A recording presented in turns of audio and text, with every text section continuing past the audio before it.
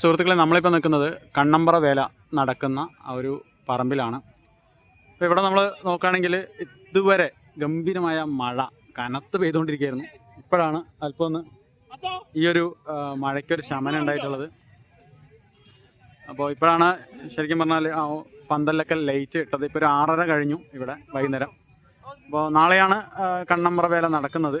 അപ്പോൾ അതിൻ്റെ സാമ്പിൾ വെടിക്കെട്ട് ഇന്ന് നടക്കേണ്ടിയിരുന്നതാണ്. അപ്പോൾ അതിൻ്റെ ഒരു ഒരുക്കങ്ങൾ, അതിൻ്റെ വണ്ടി, വെടിക്കെട്ട് സാമഗ്രികളുമായി വന്ന വണ്ടി ഇവിടെ നിൽക്കുന്നുണ്ട്. അപ്പോൾ നമ്മൾ നോക്കുകയാണെങ്കിൽ ഇപ്പോഴാണ് അവർ കുറ്റിയൊക്കെ അടിച്ച് ഇതിനുള്ളൊരു സജ്ജീകരണങ്ങൾ നടത്തുന്നത്. കാരണം ഇതുവരേക്ക് ഒരു അനിശ്ചിതത്വം ഉണ്ടായിരുന്നു വെടിക്കെട്ട് നടത്താൻ പറ്റുമോ എന്നുള്ള കാര്യത്തിൽ. കാരണം മഴ അങ്ങനെയാണ് ഇവിടെ കനത്ത് പെയ്തുകൊണ്ടിരിക്കുകയായിരുന്നു.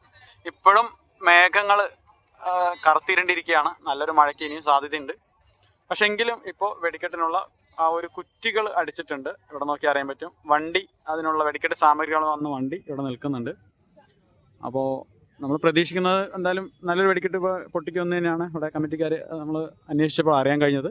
അപ്പോൾ നാളെയും എത്ര മഴ പെയ്താലും ഇവിടെ പൊട്ടിക്കാൻ പറ്റുന്നൊരു സാഹചര്യമുണ്ട്. കാരണം മഴ നിന്ന് കഴിഞ്ഞാൽ ഉടനെ തന്നെ ഇവിടെ നോക്കിക്കഴിഞ്ഞാൽ അറിയാൻ പറ്റും. ഇത്രയും കനത്ത മഴ പെയ്തിട്ടും ഇവിടെ ഒരു ചളിയുള്ളൊരവസ്ഥയില്ല. അപ്പോൾ ഋഷി നാരദമംഗലം ദേശമാണ് സാധാരണ ഇവിടെ പൊട്ടിക്കാറ്. എന്തായാലും നമുക്ക് നോക്കാം വെടിക്കെട്ട്, ഇനി സാമ്പിൾ വെടിക്കെട്ട് എങ്ങനെ ഉണ്ടാവും എന്നുള്ളത്.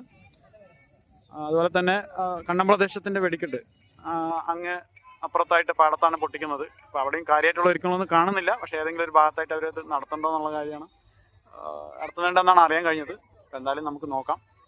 ഇതിപ്പോൾ കണ്ണമ്പറ ദേശത്തിൻ്റെ പന്തലാണ്. അത്യാവശ്യം നല്ല പന്തലാണ് ഇവിടെ ഒരുക്കിയിട്ടുള്ളത്.